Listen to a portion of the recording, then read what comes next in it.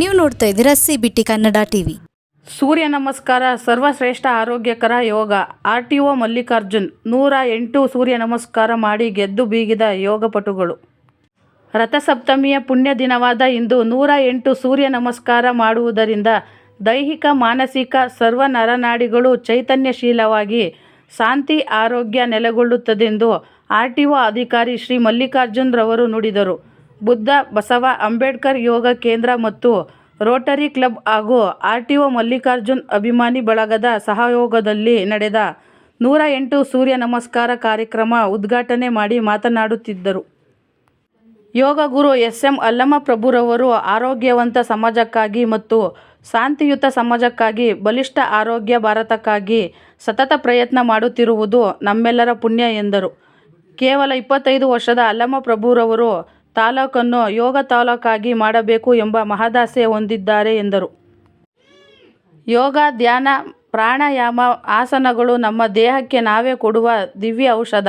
ಪ್ರತಿದಿನ 1 ಗಂಟೆಯಾದರೂ ನಮ್ಮ ದೇಹಕ್ಕೆ ಮೀಸಲಿಡಬೇಕು ಎಂದು RTO ಮಲ್ಲಿಕಾರ್ಜುನ್ ರವರು ನುಡಿದರು.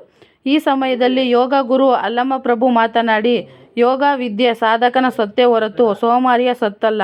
ಸಾಧಿಸುವ ಛಲವಿದ್ದರೆ ಸಾಧನೆ ಸುಲಭ ಎಂದರು.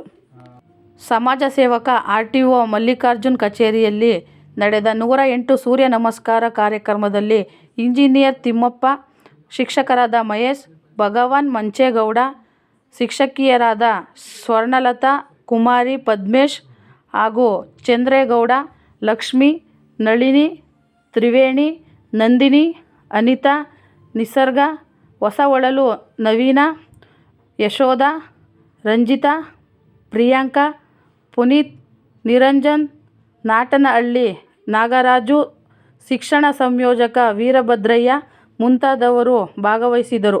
108 ಸೂರ್ಯ ನಮಸ್ಕಾರ ಮಾಡಿದವರಿಗೆ ನೆನಪಿನ ಕಾಣಿಕೆ ಮತ್ತು ಜ್ಯೂಸ್ ನೀಡಲಾಯಿತು.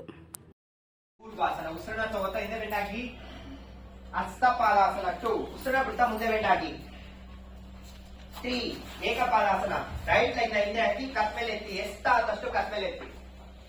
4 ವಿಪಾದಾಸನ ಲೆಫ್ಟ್ ಲೆಗ್ ಹಿಂದೆ ಹಾಕಿ ಬಾಡಿ ಸ್ಟ್ರೈಟ್ ಇಲ್ಲಿ. 5 ಅಷ್ಟಾಂಗ ನಮಸ್ಕಾರ ಮುಂದೆ ಮಲಿಕೊಳ್ಳಿ. 6 ಭುಜಂಗಾಸನ ಹಿಂದೆ ಬೆಂಡ್ ಹಾಕಿ. 7 ಪರ್ವತಾಸನ. 8 ರೈಟ್ ಲೆಗ್ ನ ಮುಂದೆ ತಗೋ ಬನ್ನಿ, ಕತ್ ಮೇಲೆ ಎತ್ತಿ.